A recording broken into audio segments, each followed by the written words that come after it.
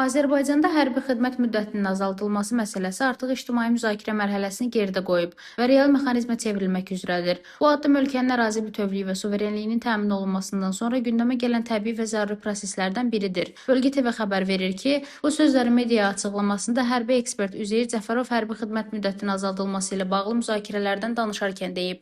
Ekspert bildirib ki, Azərbaycan ərazi bütövlüyünü bərpa etdikdən sonra hərbi xidmətlə bağlı bir sıra məsələlərə yenidən baxılması qaçılmaz idi. Biz ərazi bütövlüyümüzü təmin etdikdən sonra hərbi xidmət müddətinin azaldılması məsələsinə müraciət etməyə başlamışıq. Mən bu yanaşmanı müsbət qiymətləndirirəm və hesab edirəm ki, onsuz da biz buna gələcəyik. Bəziləri deyir ki, sülh müqaviləsi imzalanmayıb. Bu necə olacaq? Mən düşünmürəm ki, burada narahatlıq üçün əsas var. Hərbi xidmət müddəti azaldılmalıdır. Üzeyir Cəfərov qeyd edib ki, bu məsələdə qardaş Türkiyənin təcrübəsindən istifadə olunması və alternativ xidmət haqqında qanunun qəbul edilməsi vacibdir. Alternativ xidmət haqqında qanunun qəbulu həm Azərbaycanın üzərinə götürdüyü beynəlxalq öhdəlikdir, həm də zarurətdir. Hərbi xidmətlə həyatını bağlamaq istəyənlər onsuz da bu sahədə qalırlar. Digər sahələrə, elmə, mədəniyyətə və ya fərqli istiqamətlərə üstünlük verən insanlar isə özlərini orada reallaşdırmalıdırlar. Ekspert vurğulayıb ki, hərbi xidmət müddətinin azaldılması artıq ictimai sifarişdir və bu məsələ Milli Məclisin müvafiq komitələrində müzakirə olunur. İctimaiyyətdən gələn tələb var və deputatlar bunu Milli Məclisin Müdafiə, Təhlükəsizlik və Korrupsiyaya qarşı mübarizə komitəsində müzakirə edirlər. Təbii ki, plenar iclasa çıxarılması üçün qoşun birləşmələrinin,